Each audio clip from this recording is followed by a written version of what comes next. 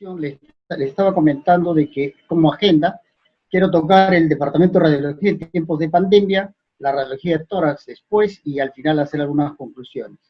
Como les estaba comentando, a mi hospital, un hospital del Ministerio de Salud nivel 3, como a todos nos cogió la pandemia con estos problemas que tenemos de un estancamiento de hace 50 años en los servicios de salud.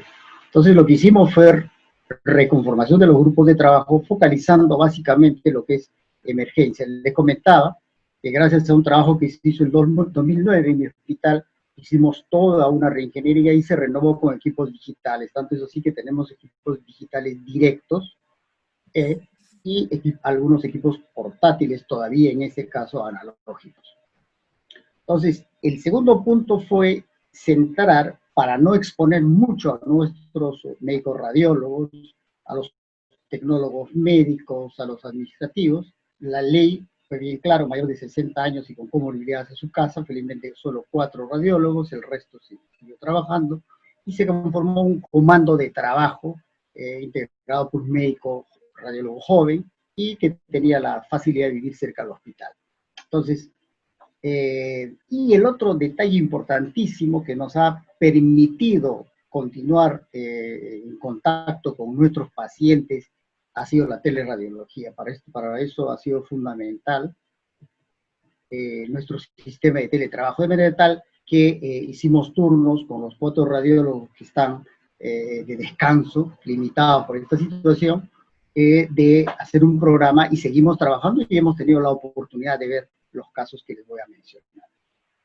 Paralelamente, el grupo de trabajo de los radiólogos jóvenes, ¿no?, liderados por el doctor Tico, y con la doctora Negrón, la doctora Román y los residentes de tercer año, hicieron un trabajo a pedido nuestro, hicieron unas medidas internas rápidamente con revisión de la literatura en ese momento, y nos hicieron una serie de recomendaciones del estudio tomográfico, ecográfico y radiología convencional en pacientes confirmados o sospechas de infecciones por COVID-19 en el departamento de radiodiagnóstico del Hospital Cayetano Heredia. Esto fue importantísimo para nosotros, los empapamos. Recuerden que hemos ido conociendo por pasos esta enfermedad, ¿no? Y seguimos, y se sigue en el mundo entero investigando, y cada día nos dan muchas sorpresas. Entonces, en este documento de trabajo propio de nuestro departamento, nos recomendaban lo siguiente: la radiografía de tórax no son, por ahora, la técnica de diagnóstico para el coronavirus. La prueba viral sigue siendo el único método específico de diagnóstico y se requiere confirmación con la prueba respectiva, incluso si los hallazgos radiológicos sugieren COVID-19. Como segunda instancia, el COVID-19 es nuevo para la comunidad radiológica, la información cambia día a día, así como las recomendaciones. Y otro aspecto sumamente importante para minimizar riesgos, las exploraciones radiológicas se harán portátiles siempre que sea posible, tomando las precauciones de protección correspondientes y minimizando que el personal entre en contacto con el paciente. Salvo las radiografías iniciales que son a demanda, las pruebas realizadas siempre deben ser con el mismo equipo y obviamente con las medidas de seguridad. Recomendaciones para el estudio radiológico. En el mismo documento, en el caso de un paciente sospechoso de coronavirus, las pruebas radiológicas las indicará la clínica del paciente. Es fundamental, hemos escuchado todos los días a los expertos que esto es fundamental, y en el caso de nosotros, de los países subdesarrollados de Latinoamérica, la clínica es fundamental. La clínica, la prueba de laboratorio y la radiología simple son pilares fundamentales. La radiografía de tórax es importantísima. Les cuento que en mi hospital no contamos con tomografía, es un tomógrafo tercerizado y tenemos limitaciones como muchas de las instituciones que hay en nuestro país. Mientras haya disponibilidad de la prueba de laboratorio, no está indicado los estudios imagenológicos como despistar.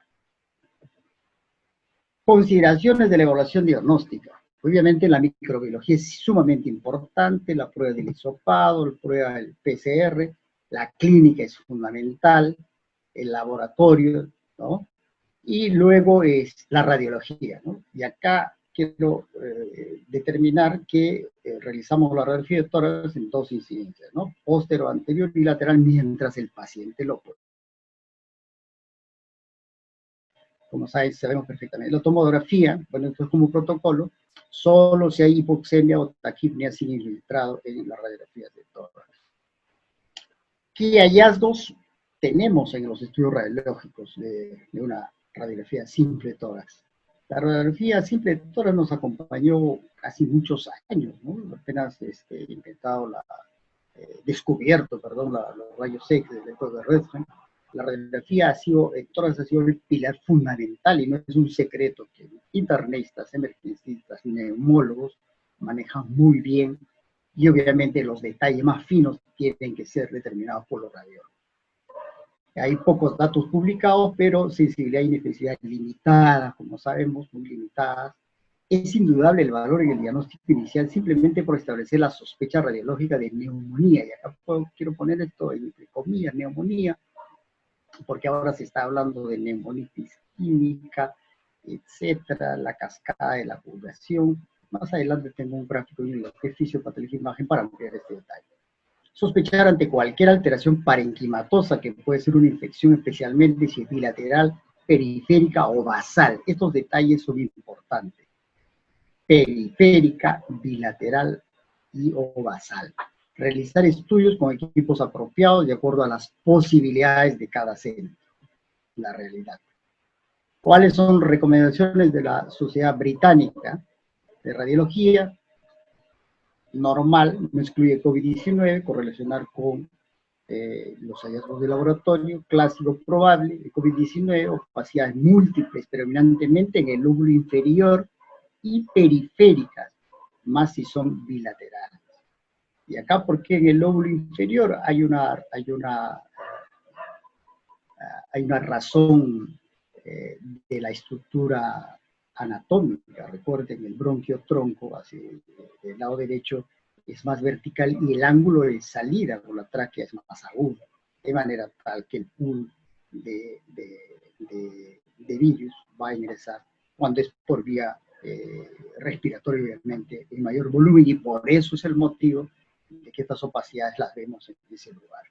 Indeterminado para COVID-19 no encajan los descriptores clásicos, no COVID, por ejemplo, acá neumotórax, neumonía lobar, derrame pleural, edema pulmonar. Hay un estudio de los chinos realizado en Singapur que muestran que función pleural tenían casi mínimo 1 o 2 pacientes o casi mínimo.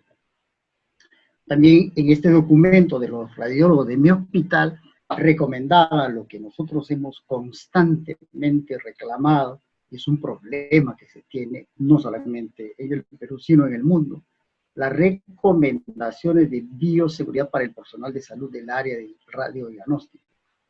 En este contexto epidemiológico que nos encontramos, el personal de radiodiagnóstico, con la finalidad de cumplir con la atención y el existir contacto cercano con el paciente, necesita, quiero remarcarlo, necesita contar con el material de protección adecuado, según los estándares internacionales, para evitar la transmisión del virus y asegurar la salud de nuestro equipo de trabajo. Radiólogos, residentes y personal administrativo de apoyo. Ya tenemos un cuadro, ¿no?, donde, que se puede encontrar en todas las publicaciones, pero es importante para mi hospital, ¿no? Recomendaciones de equipo de protección básico para el personal radiodiagnóstico en el hospital que está frente a pacientes confirmados o sospechosos COVID-19. Y este es nuestro fluxograma, ¿no? Mi hospital ha tenido que abrir un área especial para COVID, ¿no? Con las dificultades, el comando de mi hospital, en este aspecto se ha movilizado bien, ¿no? Es un grupo de trabajo conformado por varias áreas y se ha creado un lugar especial en el hospital, que llamamos Centro Juvenil, y ahí, obviamente, con las dificultades y los problemas que tenemos, hemos ido trabajando nuestro fluxograma. Todavía tenemos las dificultades, algunos pacientes se filtran al área de emergencia. Estamos constantemente, felizmente, entre comillas, felizmente esta pandemia nos ha cogido con la tecnología en la mano, ¿no? Tenemos el WhatsApp, estamos constantemente comunicados con el grupo que trabaja día a día, en el hospital. El otro tema sumamente importante y que está en proceso de investigación, ¿no? Las revistas importantes, New England, Nature, Lancet, el Radiology tiene todo un número dedicado a estas investigaciones, y acá esto sí es apasionante, ¿no? En la mañana escuchaba al doctor Gotuso y mencionaba pues que la vía más importante es la respiratoria, no descuidar, sin embargo, de la conjuntiva. No se ha demostrado por vía vaginal o por vía auditiva, ¿no? Podría ser por vía oral porque se ha encontrado al virus en los residuos sólido-fecales. Entonces, es todo un trabajo, pero enfoquémonos a la parte de la vía aérea. Una vez que ingresa el virus, ¿no? Estos receptores AC2 son sumamente importantes. Estos se encuentran en el tracto respiratorio y en el tracto gastrointestinal fundamentalmente. Una vez que ingresa hay una replicación viral, ¿no? El virus en la vía respiratoria superior, ¿no? Se une como hemos dicho, a estos receptores AC2, el virus ingresa a las células, se multiplica, hay una lesión celular, y en algunos pacientes, nos referían incluso algunas enfermeras, parientes nuestros que trabajan en los hospitales de España, que sentían anosmia, ¿no? Paso por eso acá como pregunta, lo ponente es un cuadro que ha trabajado el CERAM, ¿no? El grupo liderado por el doctor Pablo Solís, ¿no? Y de los cuales hemos cogido, al final en la referencia voy a mencionar, esto no es nuestro, y acá, a este extremo derecho, tenemos la primera infección, hay una clínica leve, hay un inicio de la respuesta inmunitaria. Recuerden que si vamos viendo la curva de la evolución, primero aparece la inmunoglobulina IgM y para luego, en fases crónicas, aparece la IgG. Entonces hay decía el maestro Gotuso de la mañana, ¿no? Que apenas ingresa el virus ya hay respuesta inmunitaria, pero que se hace evidente recién a los 7, 8 días con IgM, inicialmente aguda y luego con IgG crónica. Luego hay una gran capacidad de disminución contagiosidad en esta fase. Entonces nuestra radiografía de tórax va a resultar normal, ¿no? Vemos una radiografía por los campos pulmonares de transparencia y densidad, marcas de densidad vasculares, de densidad conservada, los senos costoidofáticos libres, recuerden bien, miren. Más adelante vamos a hacer una división más importante, y en tomografía rápidamente lo paso porque el doctor Treyes va a manejar este tema. Incluso ellos han hecho un trabajo ahí en la clínica donde labora. Luego, pero siempre que vemos nosotros una radiografía de tórax y lo vamos comentando con residentes, ¿no? Entonces el concepto, cuando vemos una radiografía de tórax, nos dedicamos a ver, entre comillas, lo que vemos, ¿no? Los campos pulmonares, los senos costoidofármacos, el contorno del diafragma, el seno cardiofrénico, la silueta cardíaca, el mediastino, determinar bien su contorno, etcétera, pero los radiólogos modernos ya ven a la radiografía con otra visión. ¿Y cuál es esa visión? La visión de que ya esto está en nuestra mente, el lobulillo pulmonar secundario de Miller, que es la unidad anatómica funcional del pulmón. Esto es la clave. Entonces, en esta segunda fase de infección pulmonar va a haber ya el virus, va a ingresar a la alveolar. Les cuento rápidamente, como un introito a lo que va a hablar el doctor Treyes. El lobulillo secundario de Miller es una estructura de aspecto poligonal. Siempre le hago la comparación a los residentes que el pulmón es como un edificio. El intersticio serían los fierros de esta gran estructura, ¿no? Weibull en 1970, antes del inicio de la tomografía, él en cadáveres demostró que hay un intersticio peribroncovascular, aquel intersticio que está en la porción axial, central. De ahí salen las fibras de tejido conjuntivo, el intersticio, hacia la parte del lobulillo secundario, hacia el intersticio intralobulillar. De la pared del extremo sale el famoso intersticio subpleural, de manera tal que estos tres intersticios conforman el andamiaje del pulmón, mientras que el parénquima pulmonar está conformado por los alveolos, ¿no? Entonces, Esto es el lobulillo secundario de Miller. En el centro está la arteria y el bronquio. La arteria, recuerden, rama de la arteria pulmonar. Y al lado, por eso se llaman los gemelos, que en la radiografía de tórax lo vemos visiblemente en la parte de los cilios, ¿no?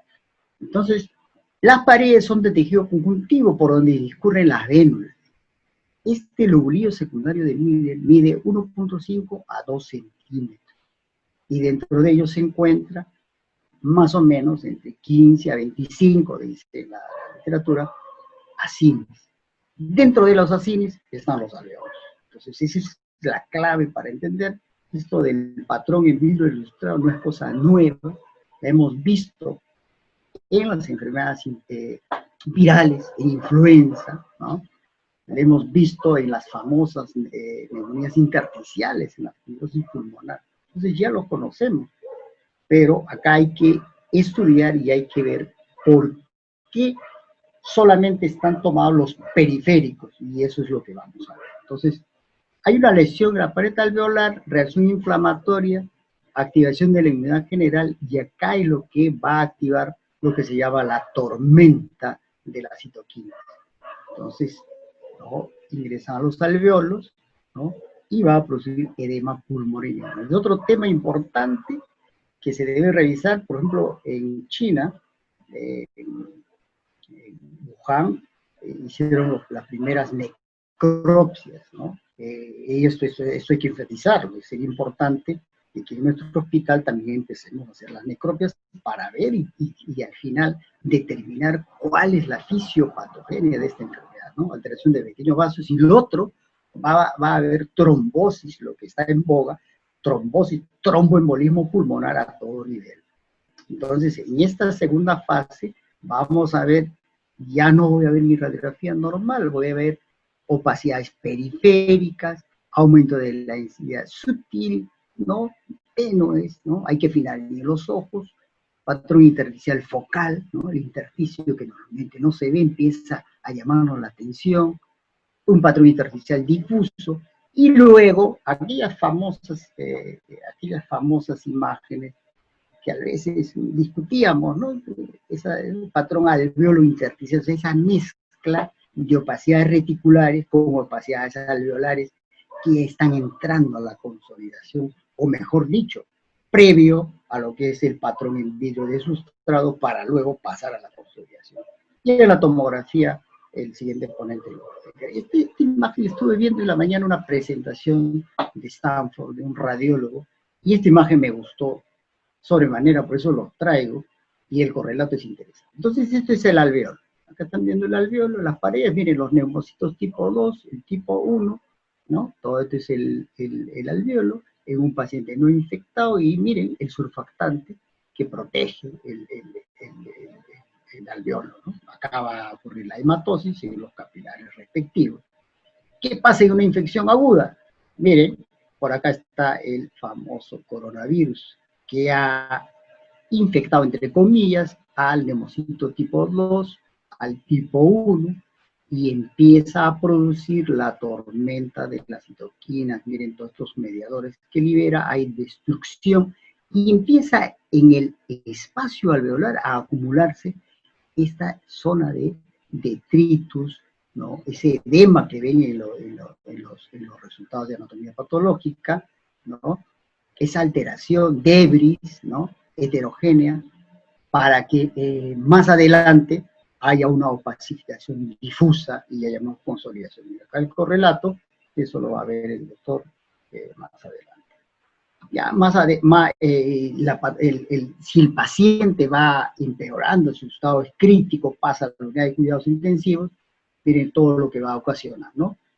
Y ya el virus está en el torrente sanguíneo, hay daño de las células epiteliales, trombosis, muchos pacientes tienen tromboembolismo pulmonar, para ellos la tomografía es importante, miocarditis, enterocitos también son afectados, por eso pacientes hay diarrea, riñones, falla renal, hígado, falla hepático, sistema nervioso y cefalopatía necrotizante aguda.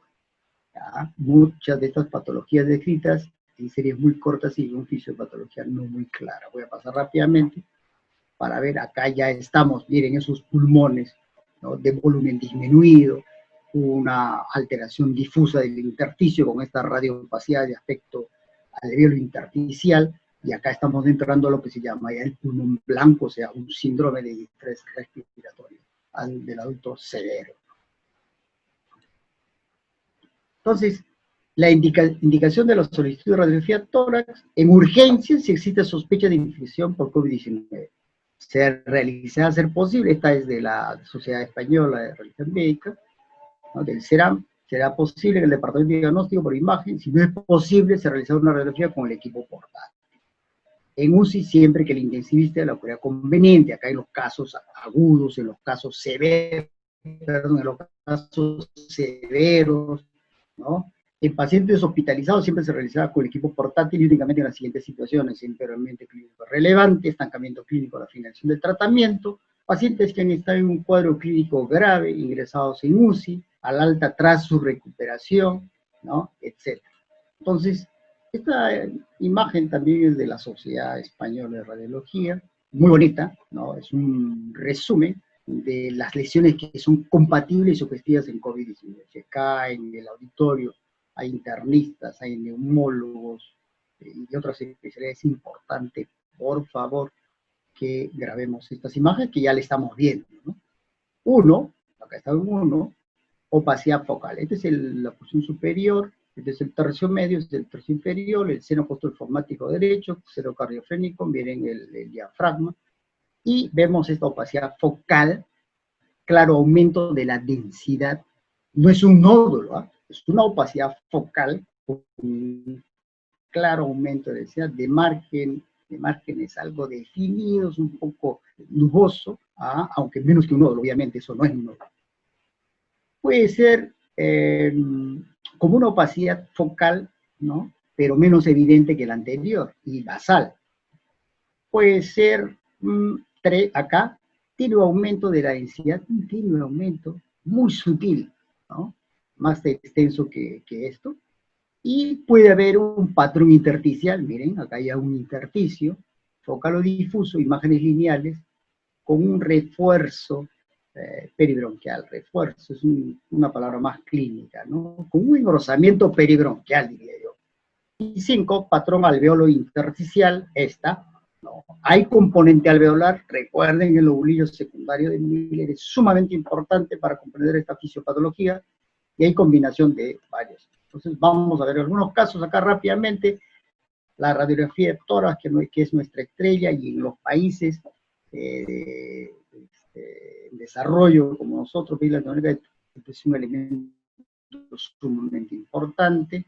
La radiografía de tórax posterior anterior lo dividimos en 3 tercios, ¿no?, como un punto de referencia, el botón aórtico, ¿no?, en la parte inferior hacia arriba, tercio superior, luego el tercio medio, el tercio inferior. Entonces, íbamos, o antiguamente hacíamos en base a los ilios, ¿no?, ilio, región iliar, ilio del lado derecho, ilio del lado izquierdo, parailiar acá, parailiar, apical, ápice derecho, ápice izquierdo, ápico subclavicular, también paraescapular, ¿no?, paraescapular, paralelo a la escápula, periférico, seno posturofragmático, etc. Entonces eso nos va a ayudar, sobre todo, porque en las radiografías, en algunos lugares han hecho clasificaciones interesantes que ayudan para el diagnóstico. Esta es una radiografía del grupo El CERAM también, donde vemos acá, miren, se ve bien el seno posturofragmático, se ve bien el contorno del diafragma, ¿no? Llama la atención, además de esta opacidad que está marcada por acá, también por acá hay una opacidad. Las marcas vasculares engrosadas, nada más. Pero periférica, yo diría paraescapular, periférica. Este es de mi hospital. Este es un patrón. Ya no hay opacidades tan sutiles por acá, mire, hay una paraescapular periférica, hay otra basal, hay otra acá, y un engrosamiento del intersticio peribroncovascular. Acá igual se le da una opacidad, ¿no?, media, casi vidrio deslustrado, porque el vidrio deslustrado es un término tomográfico, ¿no? En radiografía generalmente no se utiliza, pero casi pues, parece un vidrio deslustrado en adyacente justo a la cisura menor. Entonces esto sería el lóbulo superior y esto sería el segmento anterior. Esta también es de nuestro hospital, ¿no? Hay un engrosamiento acá del intersticio y acá hay estas opacidades sutiles, periféricas, nada más. Este es otro, ¿no? El engrosamiento del intersticio es más acentuado, digamos. Acá hay algunas opacidades muy sutiles, mira acá, basal del lado derecho y también el lado izquierdo. Esto también de la literatura, ¿no? Paciente que está sentado, hay un leve patrón intersticial, es bien, un poco difícil de determinar, ¿no? Pero más parece marcas vasculares, pero en realidad sí, pues está unida, pero viéndole bien y obviamente dentro del contexto clínico. Esto sí, ya es un patrón intersticial difuso, ¿no? Con afectación predominantemente del pulmón o del campo pulmonar derecho.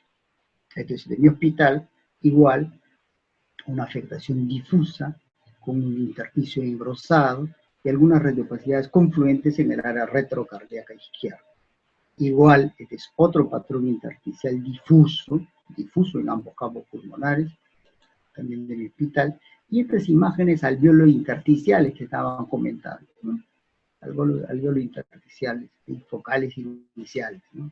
Esta es más. Acá ya hay una mezcla de un patrón alveolo intersticial más acentuado. Recuerden el lobulillo pulmonar secundario de Miller. Es cierto, no vayan a pensar que en una radiografía vemos el lobulillo pulmonar. No es así. Eso es patrimonio de la tomografía axial computarizada. Pero los radiólogos modernos ya estamos imaginando, ¿no?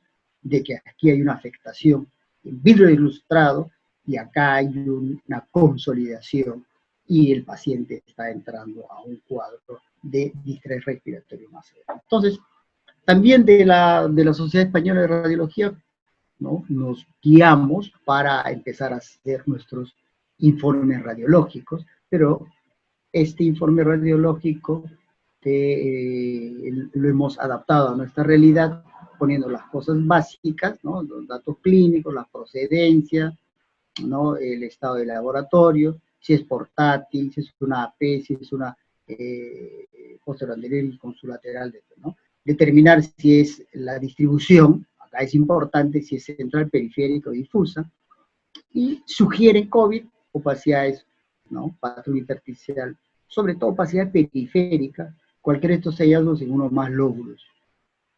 Sugiere lesiones no típicas de COVID-19, derrame pleural, adenopatía, fibrosis.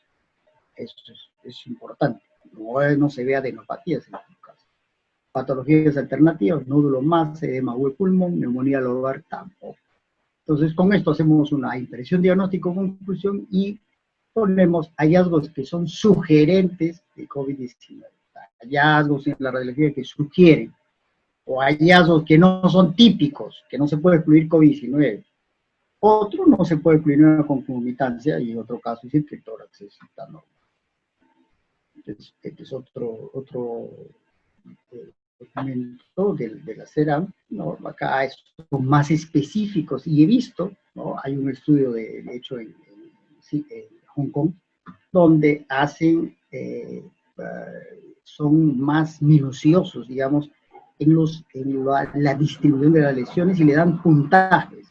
En nuestra realidad, todavía el intensivista, el internista, no nos pide, y sería interesante, gradualmente vamos a ir viendo los pacientes y haremos alguna publicación para ver la posibilidad que nosotros los radiólogos podemos ayudar en la recuperación o en el empeoramiento clínico del paciente con estos puntajes. También este mismo autor, al final voy a referir a fuente, actualiza hoy día en la página de CERAM para los pacientes que tienen complicaciones. Los puntajes son interesantes y hay algunos datos que sirven, que podemos extrapolar a nuestra realidad, ¿no? Igual ya lo que hemos visto de conclusión del informe.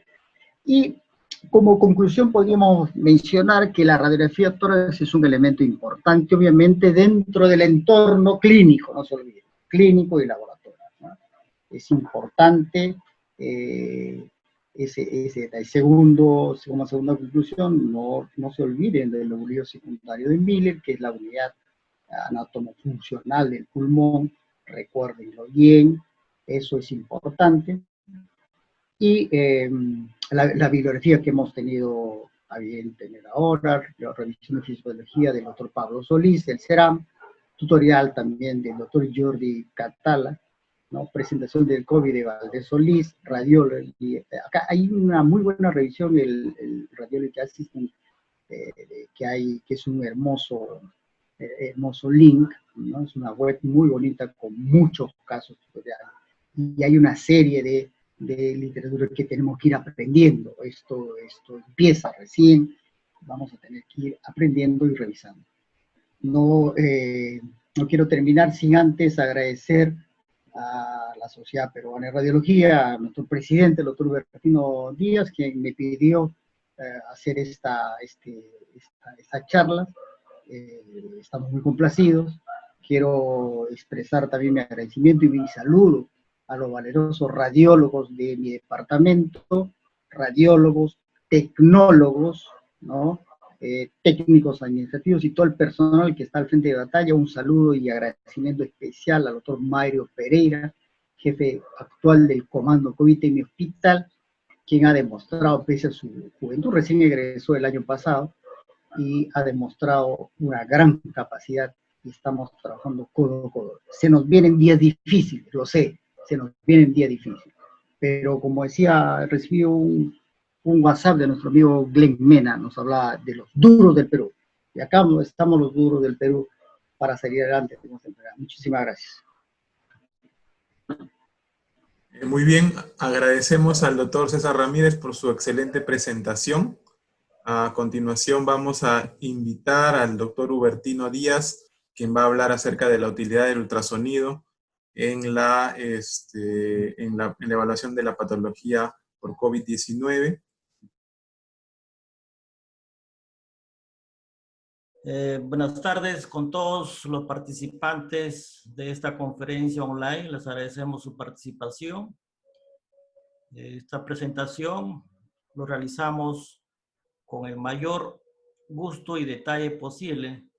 Agradecerle al doctor César Ramírez, al doctor Miguel Tres por su gentileza de poder participar. En esta conferencia de ecografía pulmonar en COVID-19, vamos a hacer una revisión rápida del patrón normal, cuáles son los hallazgos o las características más importantes de la sospecha del COVID-19. Como conocemos desde hace muchos años, los que hacemos ecografía, sabemos que es una técnica de una alta sensibilidad y especificidad para evaluar enfermedades intersticiales, pleurales y consolidaciones pleurales. Lo que desde hace muchos años conocemos que el ultrasonido solamente servía para hacer diagnóstico de efusión pleural.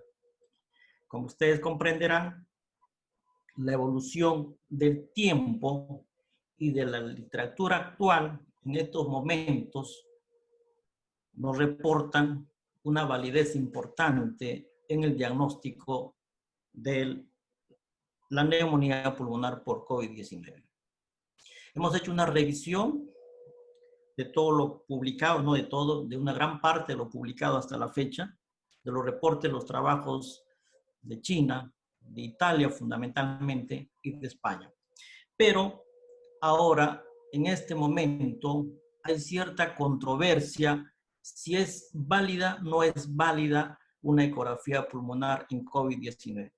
Personalmente, en nuestro país y en nuestro servicio todavía no lo estamos usando, la ecografía pulmonar en COVID-19, pero es importante saber cuáles son los alcances que están teniendo en esta pandemia. Nuestros objetivos de la presentación es recordar los criterios normales de la ecografía pulmonar, reconocer los hallazgos ecográficos que sugieren neumonía del COVID-19, revisar algunas propuestas de protocolos, hay pocas propuestas de protocolos para realizar este estudio ecográfico. cuál es su utilidad, saber hasta cuándo podemos ser útil con un examen de ecografía y algunas conclusiones de esta presentación.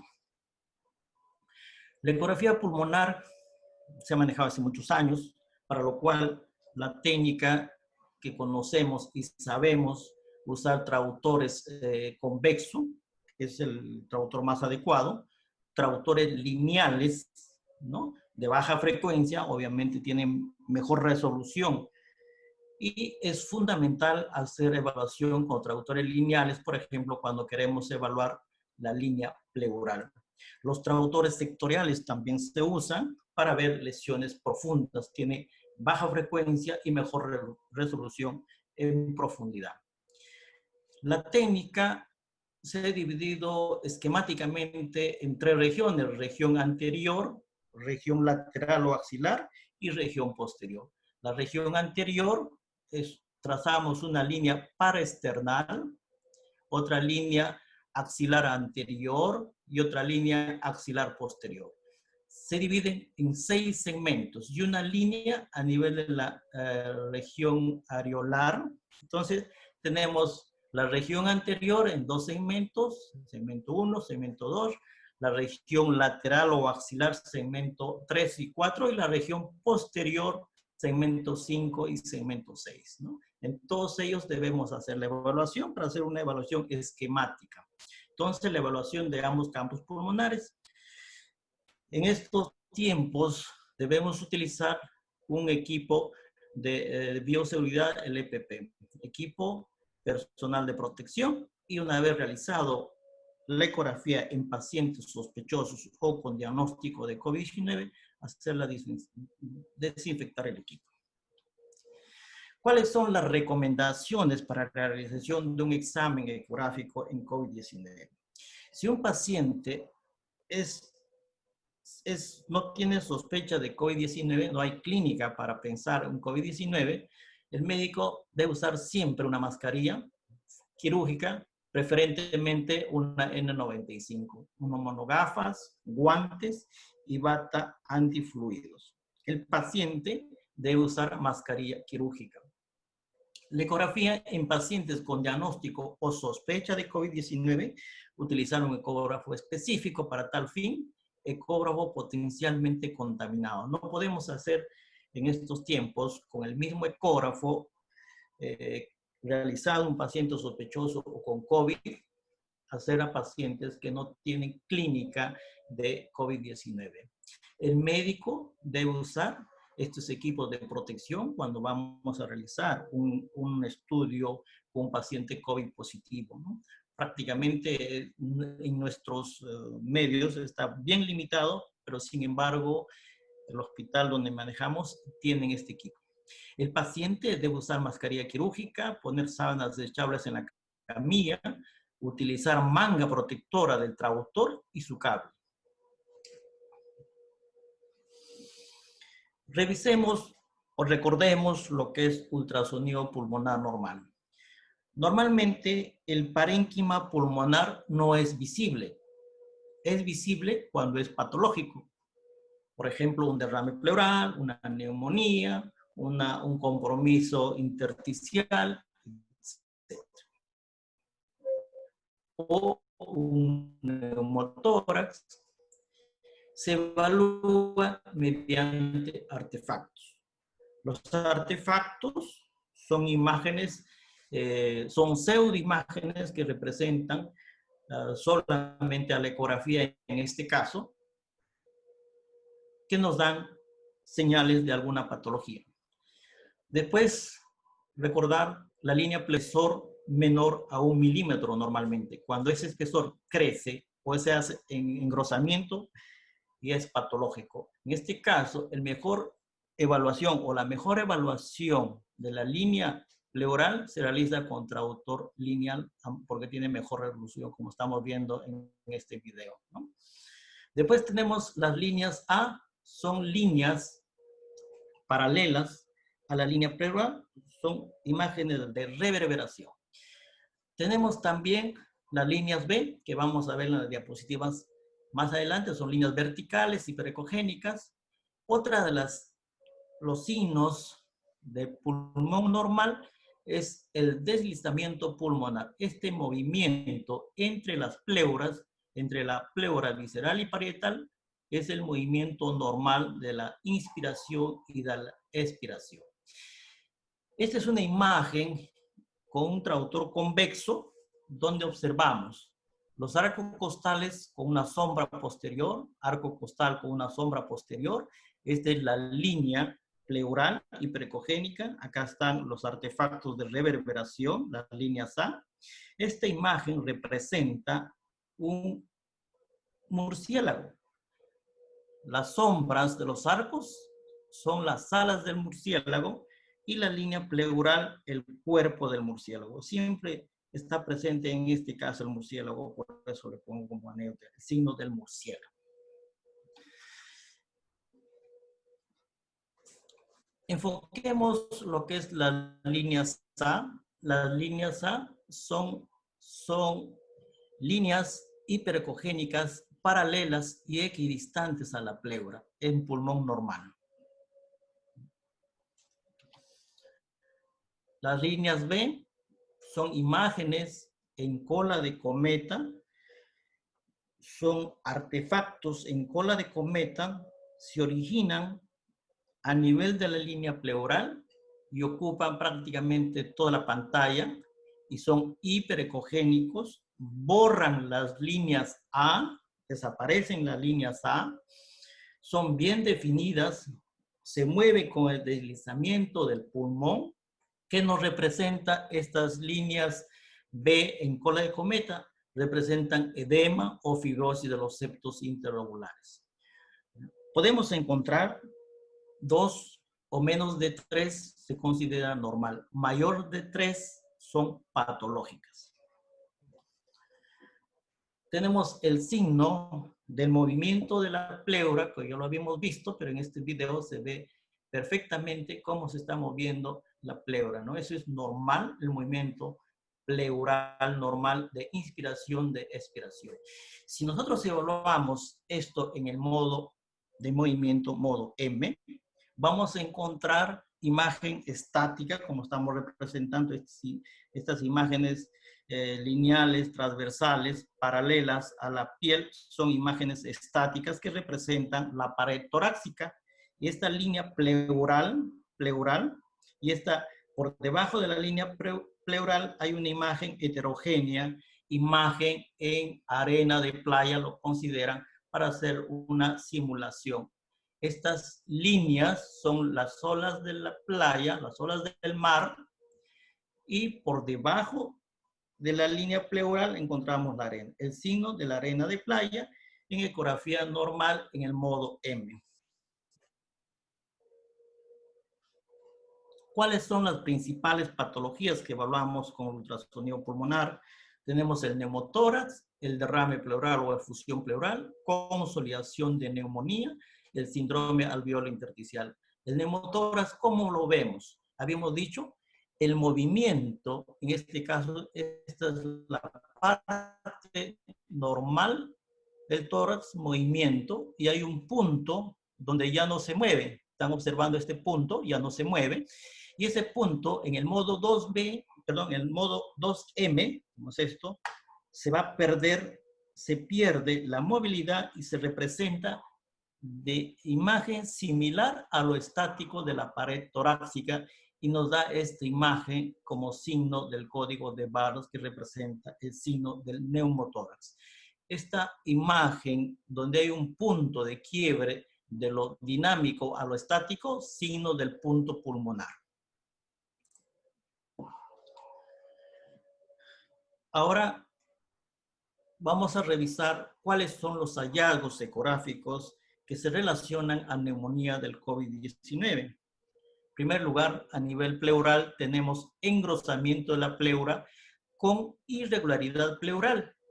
Líneas B en diferentes patrones, focal, multifocal, confluente, que a veces lleguen a ser un signo completamente blanco, consolidaciones, una variedad de patrones pequeñas a nivel subpleurares, multifocales, translobar, no translobar, con broncogramas aéreos, Ocasionalmente podemos ver también broncogramas aéreos. Presencia de líneas A en fase de recuperación, cuando haya mayor aireación del pulmón, en fase de resolución, en fase de evolución favorable, obviamente, vamos a encontrar la presencia de las líneas A. Efusiones pleurales son raras. Y acá tenemos un esquema muy importante, muy bonito del doctor Vollmer en el tutorial de ecotorácica. Está publicado en la Sociedad Europea, la Sociedad de Ultrasonido de España. Miren ustedes, esto es normal, la línea pleural delgada, hiperecogénica, continua, no hay ninguna quiebre, no hay una disrupción, no hay una ruptura. Acá encontramos engrosamiento pleural, tenemos la línea, la línea B, imagen en cola de cometa, más de 3 patológico, engrosamiento. La siguiente imagen encontramos discontinuidad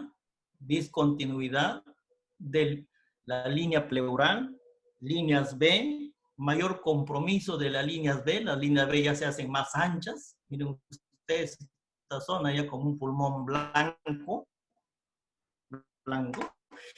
Y la área más severa o el compromiso más severo es esta área hipoecogénica de hepatización se llama, con áreas hiperecogénicas puntiformes de consolidación pulmonar severo. Entonces, vamos de lo leve a lo severo.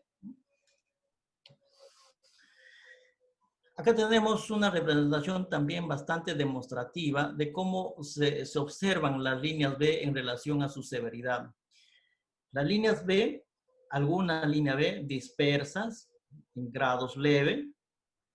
Después tenemos mayor compromiso, mayor presencia de líneas B, como estamos observando, más seguidas, más frecuentes, y prácticamente está llenándose de color blanco. Se llama el signo de la cascada. Las líneas B son coalescentes.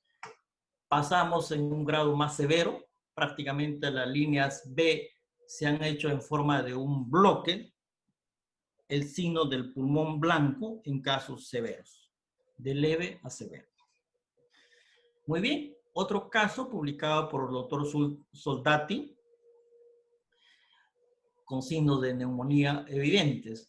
Tenemos con un traductor convexo, imagen de la línea pleural engrosada, líneas B presentes, más engrosamiento de la línea pleural con un foco de consolidación que se muestra más en las siguientes imágenes. Miren, hay una ruptura de la línea pleural que es un signo importante ya de severidad, que está hablando de compromiso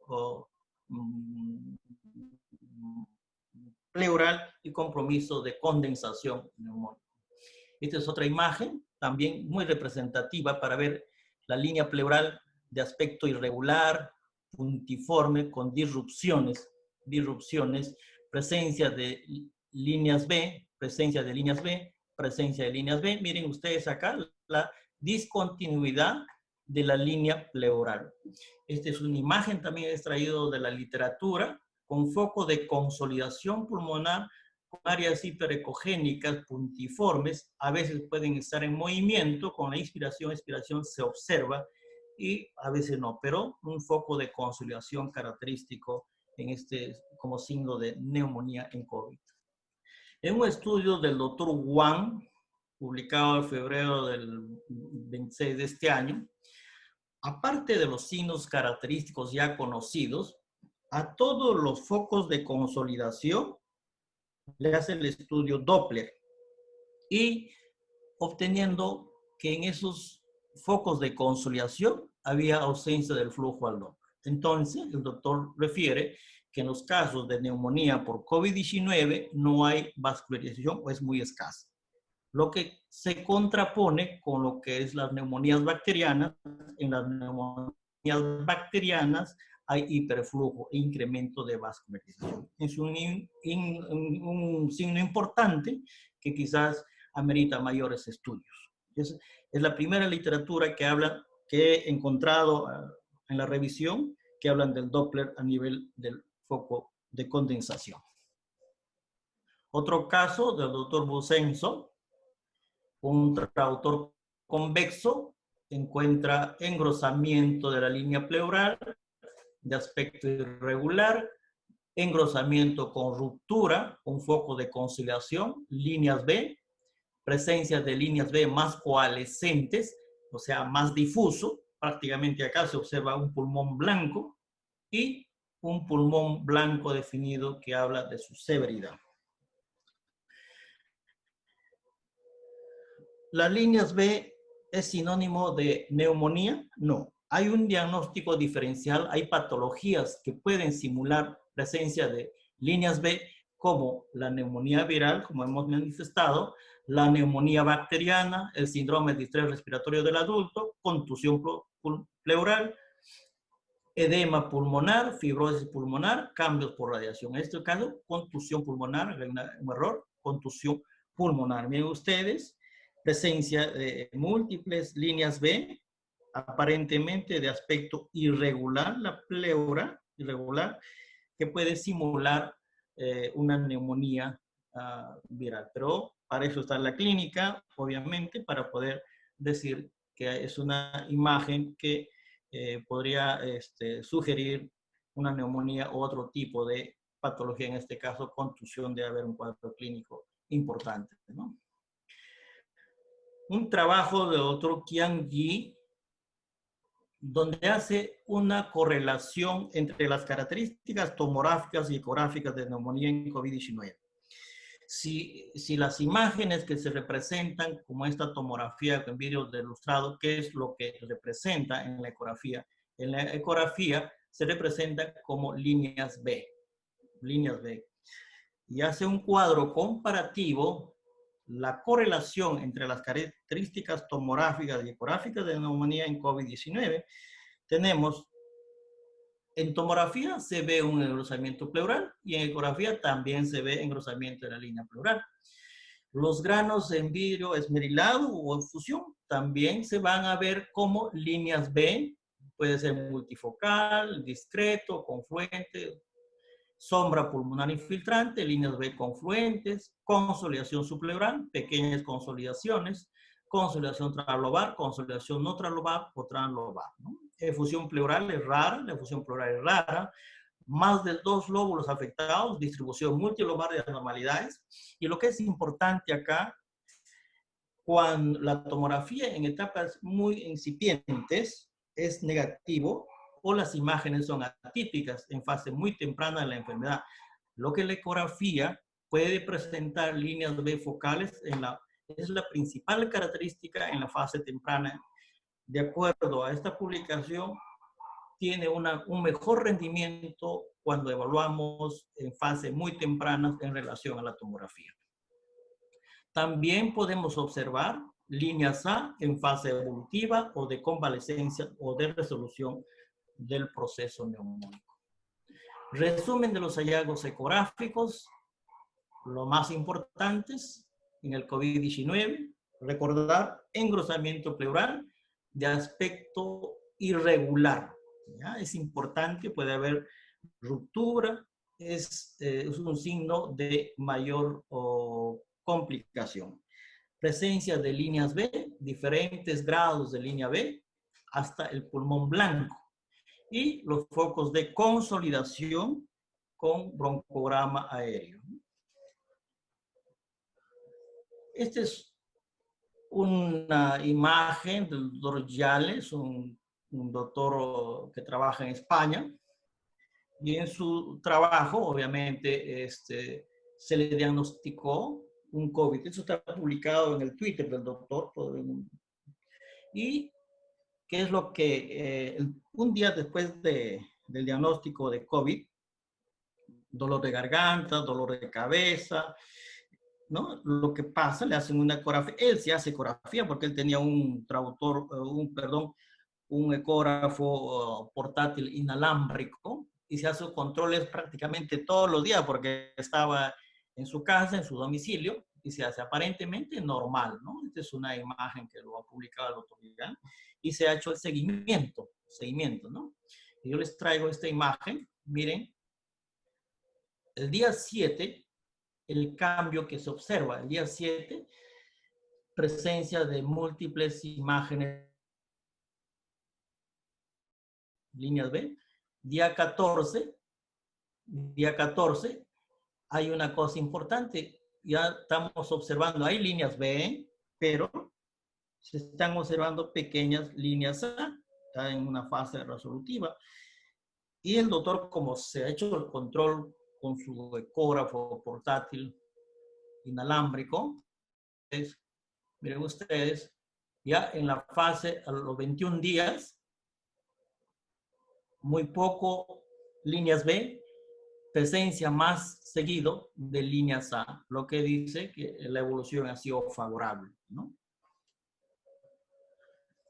Después vamos a revisar cuál es la propuesta de estandarización internacional para el uso del ultrasonido en COVID en pacientes.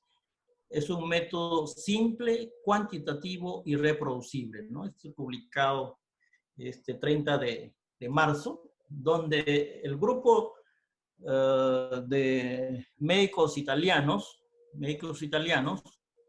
hacen esta propuesta.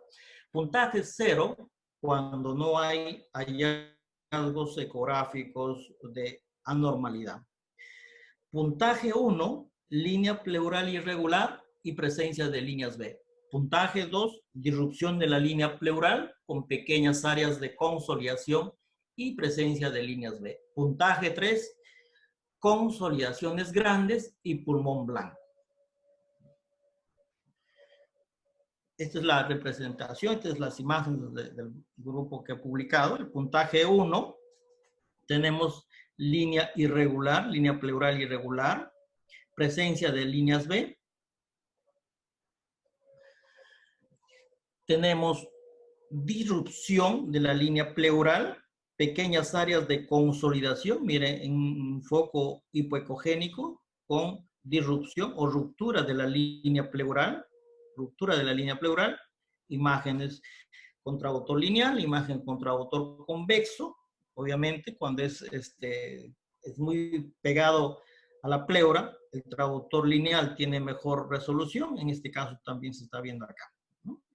Puntaje 3, consolidaciones grandes, focos de consolidación mayor a 1 centímetro consideran, y pulmón blanco. El pulmón blanco que les he mostrado en varias diapositivas se considera como puntaje 3 o severo, ¿no? Entonces, si nosotros regresamos a su clasificación, tenía puntaje 1 leve, moderado y severo, ¿no? Normal, leve, moderado y severo, ¿no? Una de los cambios o las propuestas que realiza es, ellos realizan una evaluación en 14 segmentos, ¿no? 7 por cada hemitórax, en este caso, donde se incrementa una área de focalización en la región posterior. En la región posterior, miren ustedes, hay una área más de poder hacer la evaluación, ¿no? Bueno, y pasamos a otra propuesta del doctor Stone, es una ecografía pulmonar, propuesta de un protocolo de triaje. Esto es muy, muy interesante porque propone que de acuerdo a los hallazgos ecográficos y su correlación con la saturación de oxígeno, ¿cómo es, no? Si nosotros encontramos un patrón normal, y tiene una saturación normal de oxígeno, está ventilando adecuadamente, si viene a consulta, obviamente, viene al hospital y encontramos, tiene cuadro clínico, etcétera, etcétera, le hacen el pulsómetro, le evalúan que tiene una saturación del 97%, pasa ecografía, le encuentra ecografía con patrón normal, ese paciente se va a su casa, un control a su casa. El otro caso, cuando encontramos también una saturación normal, encontramos un patrón B, encontramos líneas B, pero pero la saturación todavía es adecuada, también se va a su casa. Cuando encontramos que hay desaturación y el patrón ecográfico, encontramos, por ejemplo, líneas hiperecogénicas confluentes, o si encontramos el patrón, por ejemplo, de pulmón blanco, el signo del pulmón blanco, obviamente hay mayor compromiso pulmonar y ese paciente tiene que pasar a hospitalización. Y si encontramos un patrón de consolidación, ese paciente debe pasar a UCI, ¿no? Esta es una propuesta de triaje. Obviamente faltan más trabajos de investigación para poder correlacionar estos hallazgos, ¿no? ¿Cuál es la utilidad del ultrasonido pulmonar en COVID-19? Entonces diremos, es útil para el triaje, una propuesta de utilidad durante el triaje que ya lo vimos. La ecografía es disponible en la mayoría de nuestros centros asistenciales de nuestros países, ¿no?, latinoamericanos. En algunos centros no contamos con tomografía, pero si bien es cierto, esa no es la razón o el sustento que han tenido los colegas italianos y los españoles y los chinos que han trabajado bastante en este campo, cada vez se observan mayor cantidad de información sobre la utilidad de la ecografía en estudio de ecografía pulmonar en COVID-19. Cada vez encontramos más. Entonces, no es sido el sustento es que nos da mayor información. Eso es el sustento. Ya sabemos que es portátil, que podemos hacer la ecografía en el lugar donde se encuentre el paciente, en cuidados intensivos, etcétera, etcétera. Es fácil. Los ecógrafos actuales son de ecógrafos prácticamente un smartphone, son inalámbricos, ¿no? Que es fácil más bien su utilización y la desinfección en este caso. El seguimiento de la enfermedad. Aquellos que nosotros le realizamos una tomografía, sabemos que la lesión está en la región posterior basal del tórax derecho.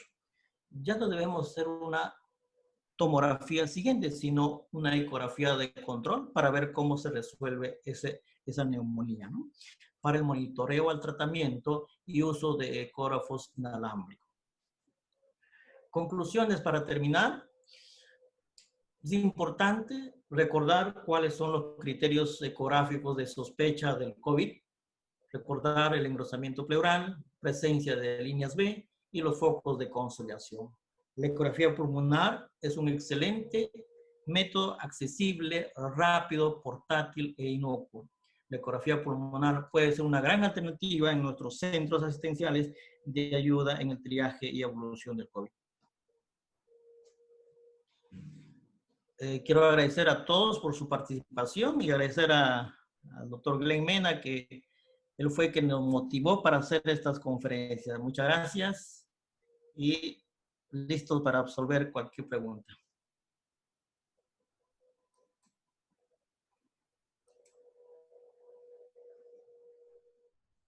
Agradecemos al doctor Hubertino Díaz por su excelente presentación. A continuación tengo el gusto de presentar al doctor Miguel Treyes de la Clínica Delgado, quien va a hablar acerca de la utilidad de la tomografía torácica.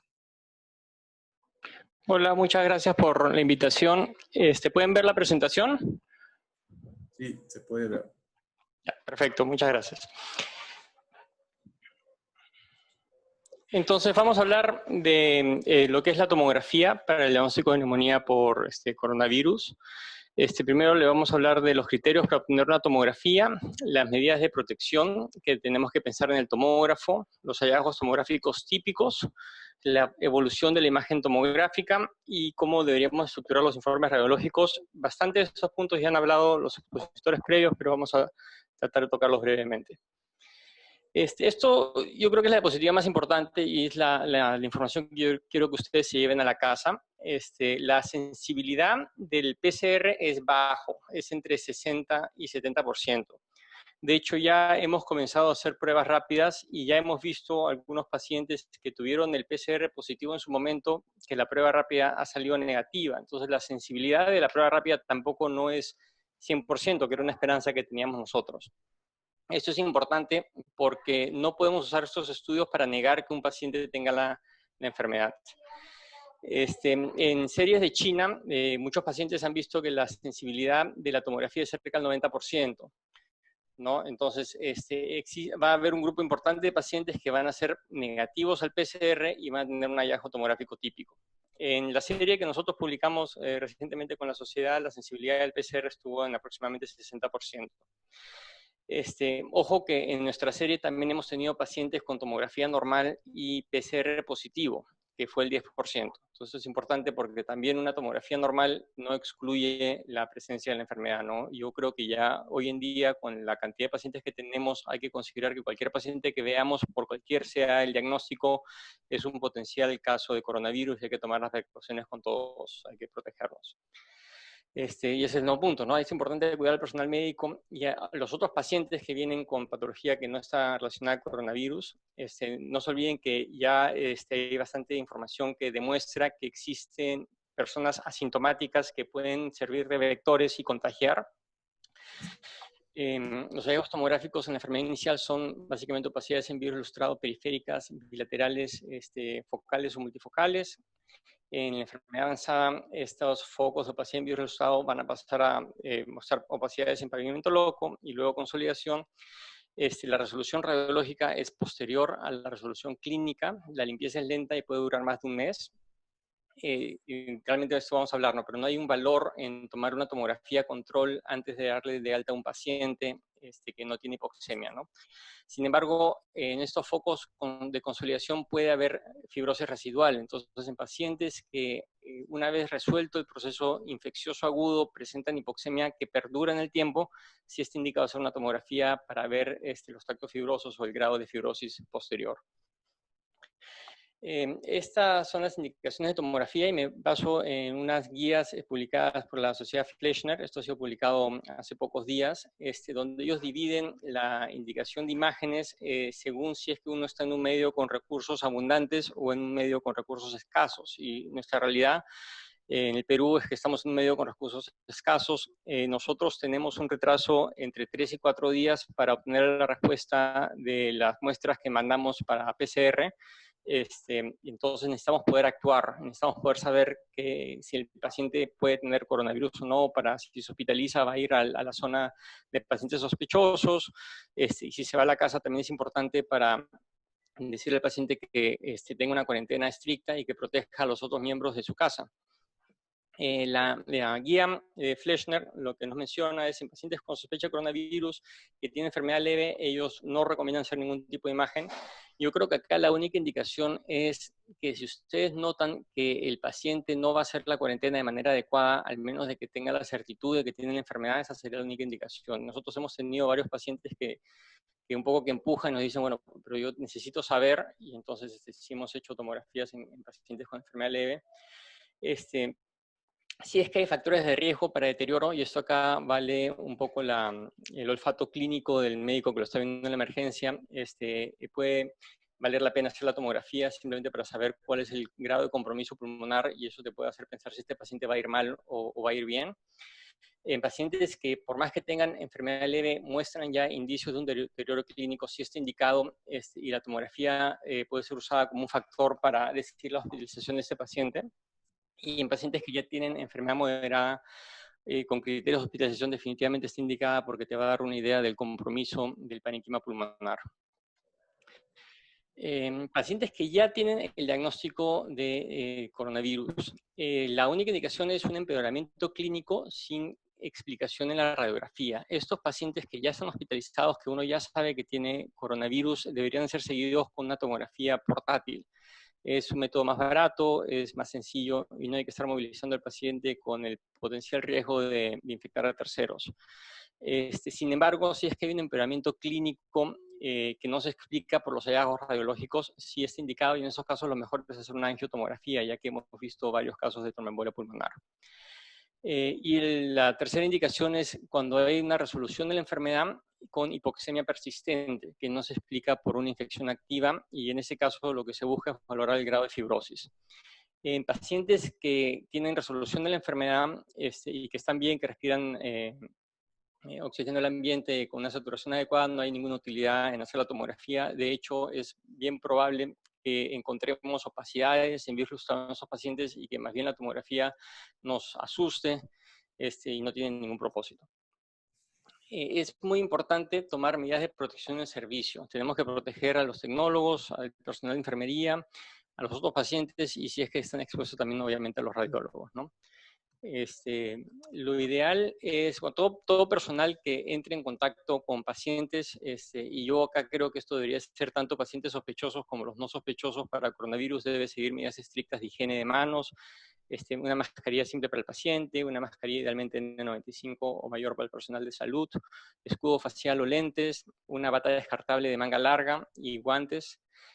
Los guantes y la bata no tienen que ser estériles, es simplemente una barrera de protección para el personal, ¿no?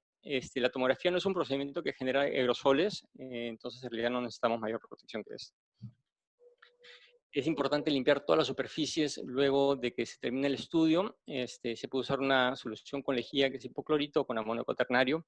Y un tema que tal vez vamos a discutir al final es si debemos de dejar algún tiempo entre estudio y estudio. Nosotros acá, en la actualidad, estamos dejando entre 20 minutos y media hora entre estudio y estudio, pero básicamente porque la cantidad de estudios que hacemos ha bajado dramáticamente. Y yo tengo entendido que no hay nada escrito, tal vez esto sea un buen punto de discusión más adelante. Yo creo que por lo menos media hora debería dejarse para que se aire el ambiente. Después debemos de poner medidas de protección para el servicio, y esto también va de la mano de tratar de proteger a los pacientes que vienen con patología oncológica o que se van a hacer estudios que no están relacionados a una sospecha de infección por coronavirus. Lo ideal es poder segmentar los equipos. El problema es que para esto uno tiene que tener en su centro de trabajo más de un tomógrafo, y la realidad es que muchos centros de hospitalarios no tienen ni siquiera uno que funcione, ¿no? Pero si uno tiene 2 tomógrafos y los puede segmentar y decir, este es el tomógrafo para coronavirus y este es el tomógrafo para los pacientes, eso es lo ideal. Alternativamente, uno puede intentar segmentar por horarios y decir, en esta franja horaria yo voy a hacer los pacientes con coronavirus, y en esta franja horaria los pacientes que no son sospechosos, y los pacientes de emergencia que requieran algún tipo de estudio fuera de su franja horaria van a tener que esperar, ¿no? Y esto ya es una decisión que se tiene que tomar dentro del departamento, en coordinación con emergencia, con la unidad de cuidados intensivos, para que todo el mundo esté de acuerdo en lo que se está haciendo.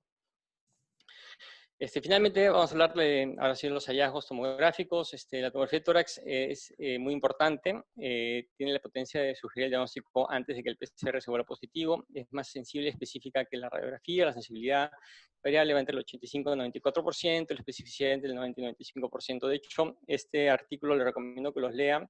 Ellos compararon casos de pacientes con neumonía por coronavirus y neumonía por otras neumonías virales, y la capacidad de los radiólogos que informaron estos casos de forma ciega de distinguir ambas fue bastante alta. Los hallazgos más frecuentes que vamos a ver, ya hemos discutido eso múltiples veces: opacidades en virus nivelado, típicamente periféricas, redondas, distribución subpleural o periférica es la más frecuente. Podemos ver engrosamiento septal, engrosamiento bronquial, consolidaciones y opacidades en pavimento loco van a representar una enfermedad más avanzada. Los hallazgos que podemos ver que son poco frecuentes son nódulos o halo reverso o signo del atolón, ahora vamos a ver un ejemplo, y por lo general en la mayoría de los casos hay ausencia de fusión pleural o de linfadenopatía. De hecho, si uno identifica fusión pleural o linfadenopatía, debería pensar en etiologías alternas. Y acá vamos a ver básicamente varios ejemplos. Vamos a ir de neumonías leves a más severas, y se van a dar cuenta que la intensidad de la atenuación del parénquima pulmonar un poco nos va a hablar de la severidad del caso. Acá vemos, no sé si pueden ver mi...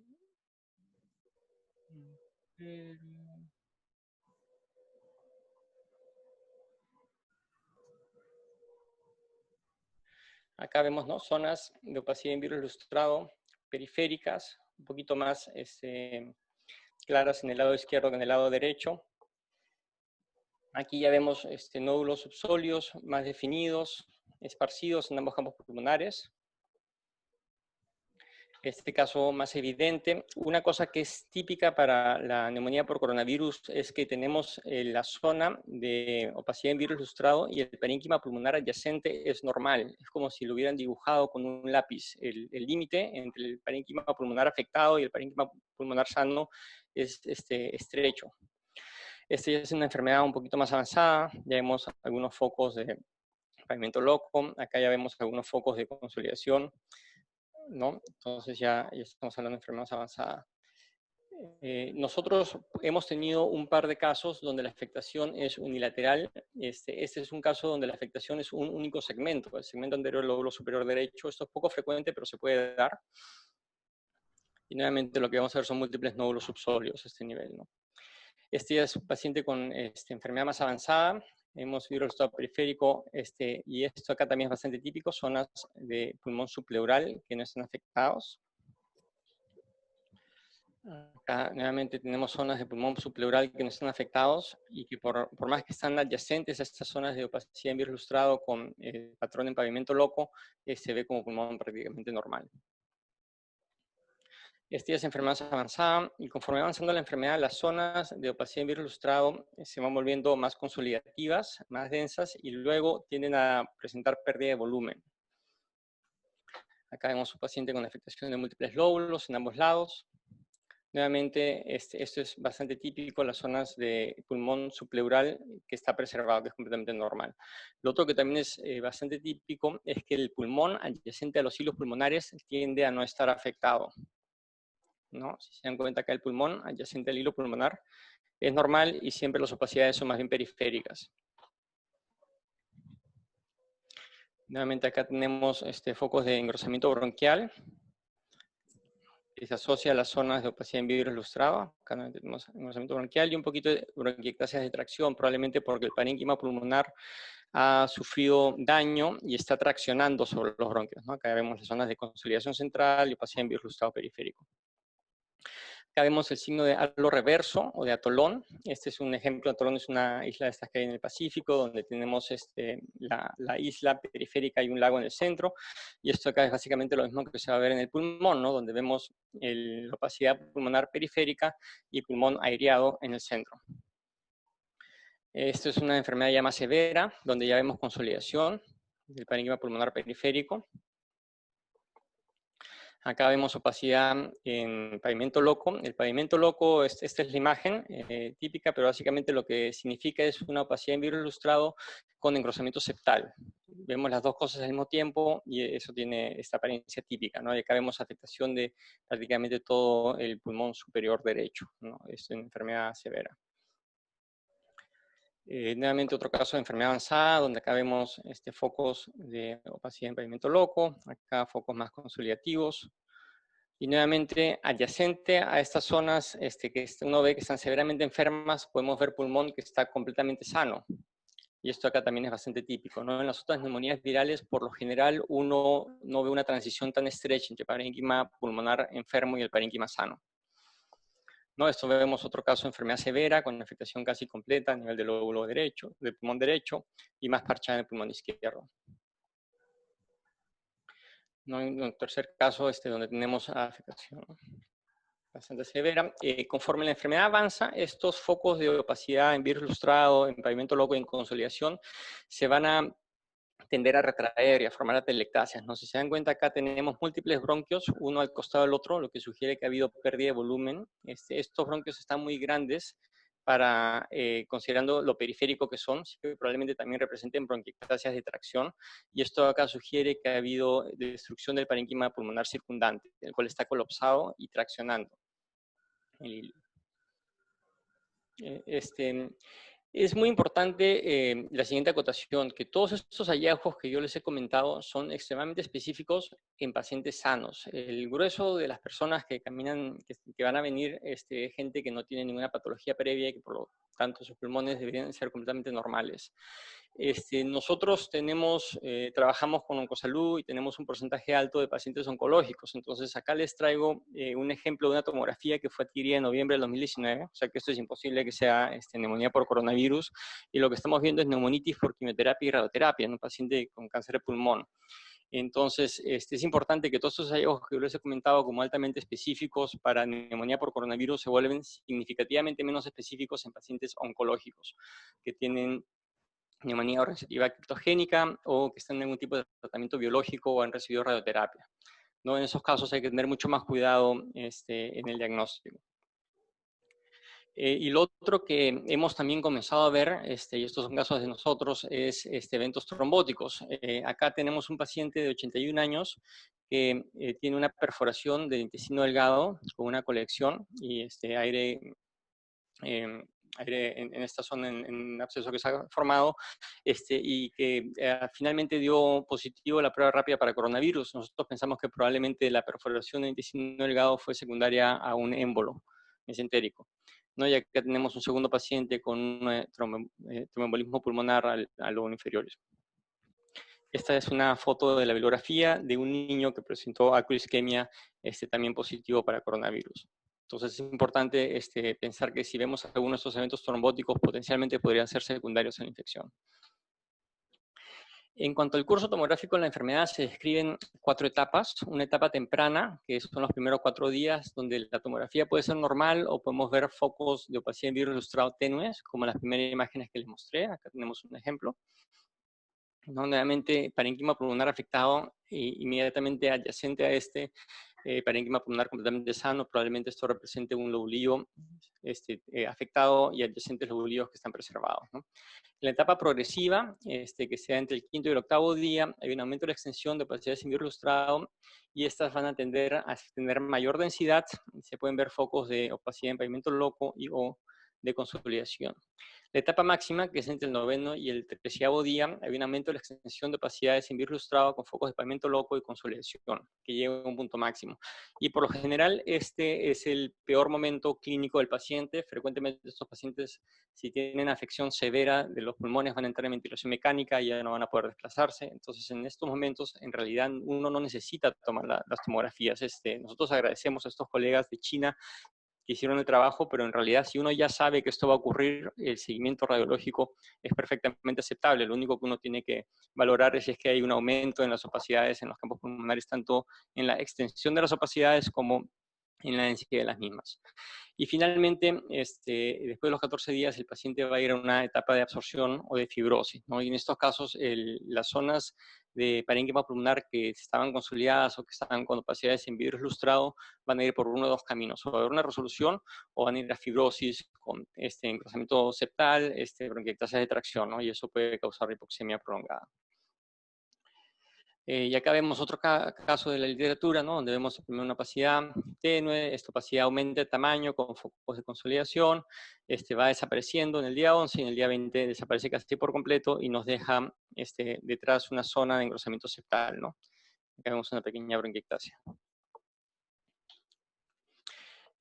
Finalmente es importante que cuando uno ve pacientes debe de dar 2 datos que son, me parece, de suma importancia. El primero, hay que dar el grado de sospecha de neumonía por coronavirus, y esto básicamente en 4 niveles. Uno es altamente sugestivo de neumonía por coronavirus, que es todos los hallazgos que ya hemos visto.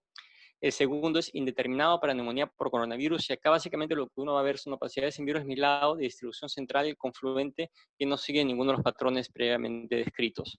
Y acá simplemente rápidamente le voy a enseñar 2 pacientes. El primer paciente fue la paciente que les mostré que tuvo la perforación de intestino delgado, y lo que ella mostraba era focos de opacidad en virus ilustrado, una tendencia más bien central, si se dan cuenta. Algunos focos de atenuación de mosaico, por ejemplo, acá hay un poquito menos, acá también hay un poquito menos, pero este es un patrón completamente no específico. Esta paciente terminó teniendo coronavirus, o sea que estas opacidades en virus ilustrado potencialmente han sido secundarias al coronavirus. El segundo paciente que les muestro es un paciente oncológico que tiene una leucemia, y este es un estudio también del año pasado, me parece de octubre, o sea que esto definitivamente no es coronavirus, ¿no? Pero vemos opacidades en virus ilustrado con tendencia a opacidades en árbol en brote de la vía aérea distal, no en ambos campos pulmonares. Pero son patrones que no son específicos, ¿no? Nosotros los informamos como indeterminados. Finalmente, si es que vemos alguna otra patología que puede explicar la tos, la fiebre o el malestar respiratorio, como consolidación, atelectasia, cavitación, árbol en brote, hay que ponerlo y hay que decir que esto sugiere que el paciente tiene otra patología que explica la sintomatología. Y bueno, el cuarto nivel es una tomografía de tórax sin signos de patología pulmonar aguda. Y recuerden que hasta el 10% de los pacientes con infección inicial por coronavirus pueden tener una tomografía normal. Y lo segundo que uno debe dar es la severidad del compromiso. Uno no debe quedarse simplemente decir altamente sugestivo de neumonía por coronavirus, no debe decir si es que hay una afectación leve, moderada o severa del parénquima pulmonar, porque esto le va a ayudar a nuestros amigos clínicos en tomar decisiones de si el paciente se va a quedar hospitalizado, se va a ir a su casa con seguimiento, y si se va con seguimiento, si este seguimiento tiene que ser estricto o no, ¿no? Y esto ellos ayudan a decir que el paciente tiene comorbilidades y cómo está clínicamente en el momento que lo están atendiendo. Les recomiendo este artículo de la Sociedad Americana de Radiología, que es el consenso de expertos de cómo informar las tomografías de tórax. Y quiero terminar nuevamente repitiendo los puntos claves. La sensibilidad del PCR es baja, entre 60 y 70%. Nuestra serie fue de 60%. También es importante saber que hay pacientes que pueden tener una tomografía normal y tener la infección, o sea, que no lo usen para descartar la presencia de la infección. Es importante cuidar al personal médico y a pacientes que vienen con patología que no es de coronavirus. No se olviden que hay personas asintomáticas respiratorias que pueden servir de vector y contagiar esta enfermedad. Los hallazgos tomográficos iniciales son opacidades en vidrio ilustrado periférico y bilaterales, focales o multifocales.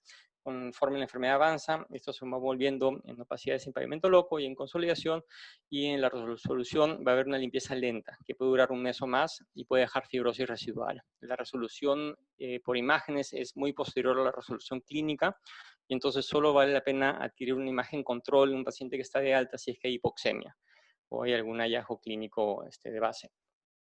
Estas son las referencias. Esta presentación se la estoy pasando al doctor Ubertino para que la pueda poner en la página de la sociedad, o en cualquier caso, si ustedes desean, me pueden escribir y yo se las mando. Muchas gracias.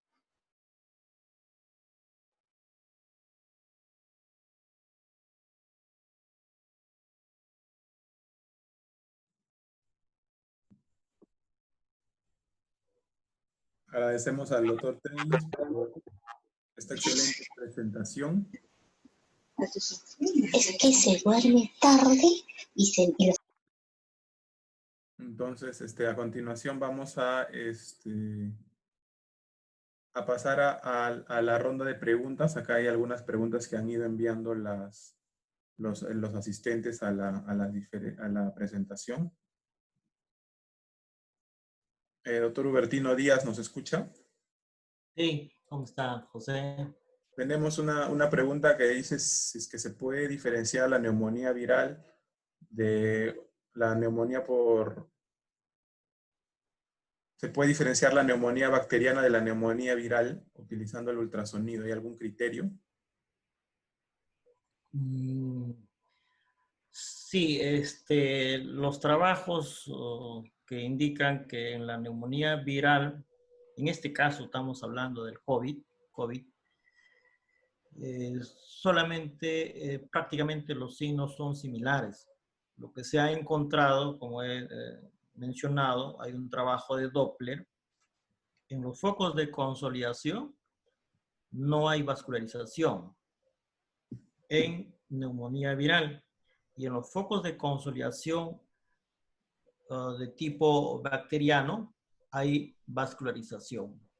Los otros signos, engrosamiento pleural, disrupción de la continuidad pleural, todo es similar, ¿no? No es la clínica, obviamente no va a hacer mucha diferencia, son prácticamente similares, pero lo único que hemos encontrado en esta revisión que hemos realizado es el Doppler.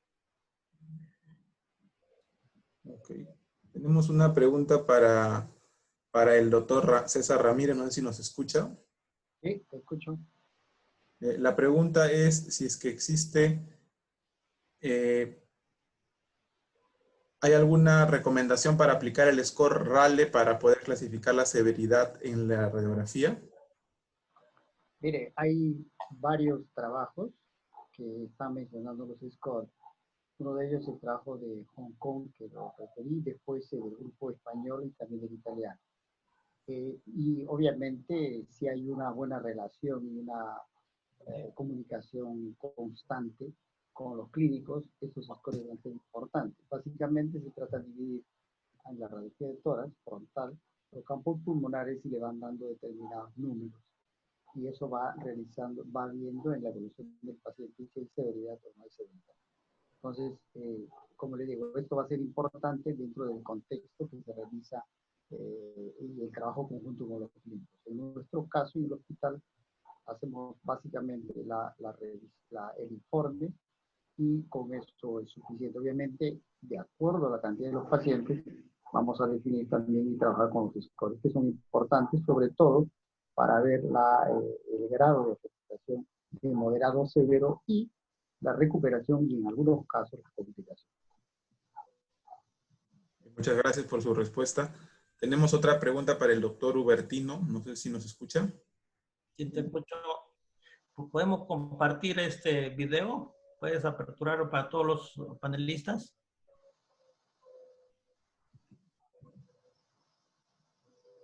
Ok.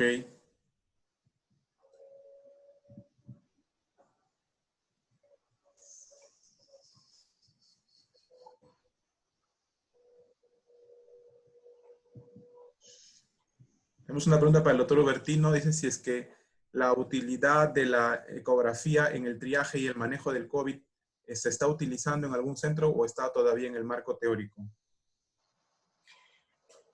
La experiencia nacional no tenemos. Esta es una experiencia de China, experiencia más de italiana y de España, ¿no? Por ejemplo, en Italia se ha visto desbordado los centros de tomográficos, donde al final han tenido que usar ecografía y se han dado cuenta que la ecografía tiene un valor importante, como lo están reportando. Cada vez hay más estudios donde avalan que la ecografía es útil, ¿no? No solamente, como he mencionado, para ver derrame pleural, sino por focos de consolidación. Los focos de consolidación, felizmente, en este caso para imágenes, es más subpleural, basales, obviamente es más accesible al ultrasonido, ¿no?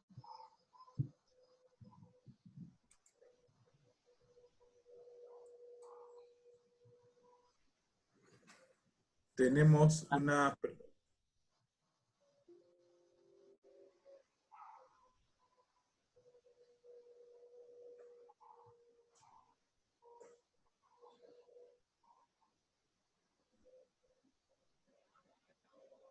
Hay una pregunta también acá que comenta si es que hay utilidad de la elastografía en la evaluación de la patología COVID-19.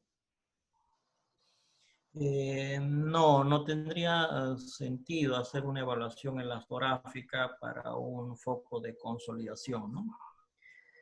No Tenemos acá hay también otra pregunta de si es que hay experiencia con el uso de transductores inalámbricos en las UCIs, si es que se están utilizando. En este momento, a nivel nacional, no tengo conocimiento que alguna clínica en privado puede estar usando o algún colega en particular puede estar usando, pero en las instituciones grandes, los hospitales grandes, todavía no contamos con el equipo portátil inalámbrico.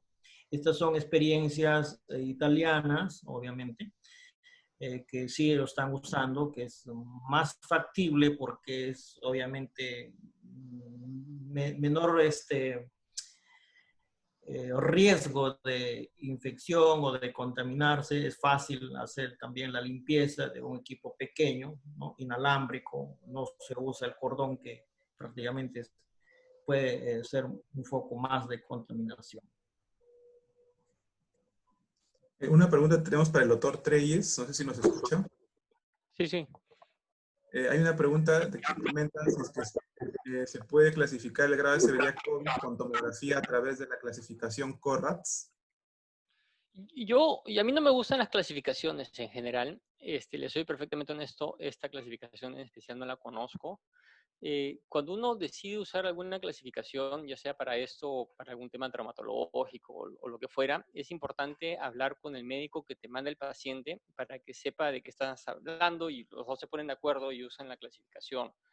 Yo creo que es importante dar una idea de si esto es leve, moderado o severo, ya sea subjetiva personal, usando la clasificación que se ha decidido en conjunto con los médicos de UCI, pero o sea, es importante decir qué es lo que a uno le parece.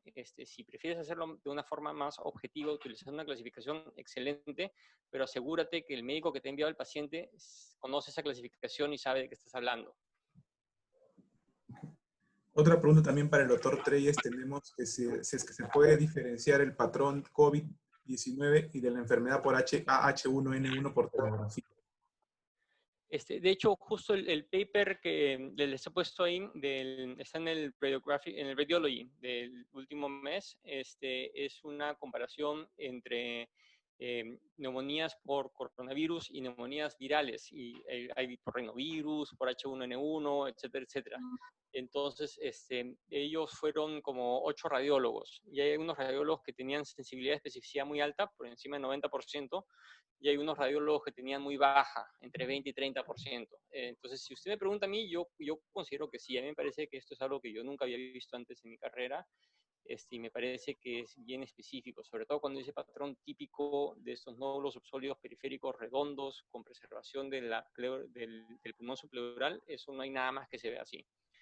Hay algunos casos que son un poquito más dudosos, pero no son los más frecuentes.